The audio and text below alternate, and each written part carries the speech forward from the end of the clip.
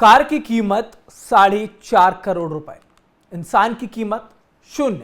जी हां, जब सिस्टम रसूखदारों की जेब में होता है तो कानून की धाराएं भी लाल बत्ती देखकर शायद रुक जाती हैं। हैदराबाद की सड़क पर एक तेज रफ्तार एस्टन मार्टिन दौड़ रही थी, एक महिला को कुचल दिया और हवा में गायब हो गई।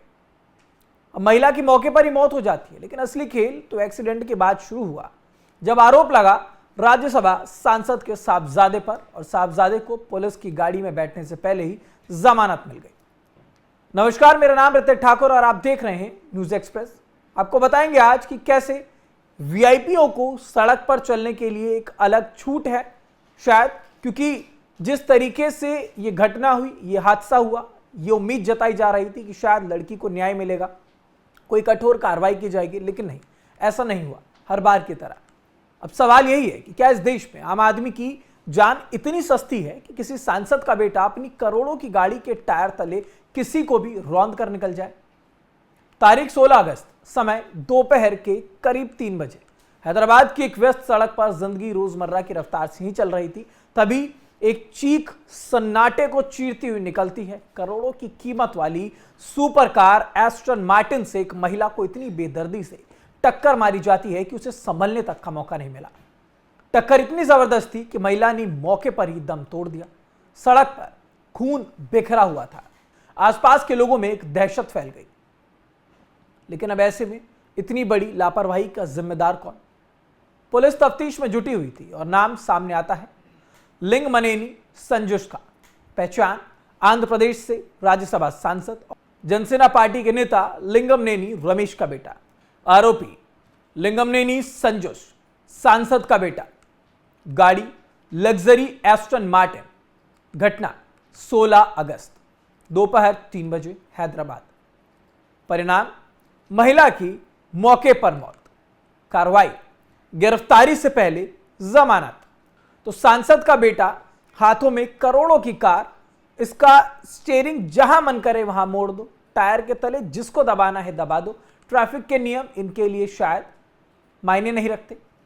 अब हादसे के बाद क्योंकि सवाल इसी तरीके के निकल कर आ रहे हैं, और यह सवाल इतना ही लाजमी था कि क्या कानून अपना काम कर रहा है, लेकिन जो कुछ हुआ उसने कई सारे सवाल कानून व्यवस्था पर खड़े किए।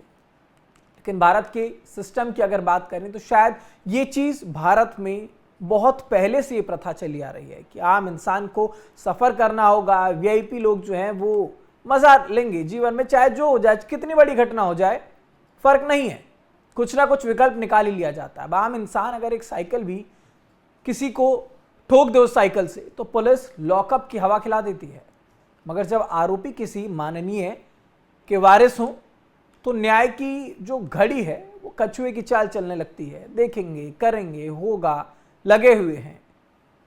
अभी आरोप था कि पुलिस की कार्रवाई पूरी होने पर गिरफ्तारी की नौबत आती, लेकिन उससे पहले ही जो पुलिस है, प्रशासन है, उन्होंने सांसद साहब के जो साहबजादे हैं उनके जमानत का इंतजाम कर दिया कि नहीं नहीं, जेल आने की कोई जरूरत नहीं है, आपको तो थाने भी नहीं बुलाएंगे हम, आप घर ही रहिए, बाकी का मैटर खुद देखेंगे। महिला का परिवार जहां अपनी बेटी को खो करके गम के आंसू बहा रहा है, वो आंसू सूखे हुए नहीं थे। उससे पहले ही रसूखदार परिवार ने दिखा दिया कि कानून में सबसे ज्यादा रसूख और पैसा चलता है। लेकिन फिलहाल ये खबर हम जो आपको बता रहे हैं बेहद दुखद है। सड़क पर इस तरीके की घटनाओं से कहीं ना कहीं हमें सीख भी लेनी चाहिए। वो मायने नहीं रखता है कि आप कौन हैं, सड़क पर चल रहा हर आदमी इंसान होता है, किसी के साथ भी कोई भी घटना हो सकती है, और हमें इन सारी चीजों पर बहुत ध्यान देना चाहिए। और प्रशासन के लिए सबसे बड़ा सवाल यही है कि क्या सड़क पर अगर किसी ने किसी महिला को ठोका, पुरुष को ठोका, और उसकी ऑन द स्पॉट जान चली जाती है, तो क्या आप एंटीसिपेटरी बेल भी मान लेते हैं? तो क्या ये यहां पर मायने रखता है कि एंटीसिपेटरी बेल ऐसे मामलों में देनी चाहिए, कोई मामला जब इतना गर्म हो, सिर्फ इसलिए क्योंकि आप सांसद के बेटे हैं? तो सवाल कई सारे हैं, प्रशासन से भी सवाल है। इस पर फिलहाल आप लोग क्या सोचते हैं, हमें कमेंट बॉक्स में अपनी राय जरूर बताइएगा। देश दुनिया से जुड़ी तमाम खबरों के लिए देखते रहिए न्यूज एक्सप्रेस।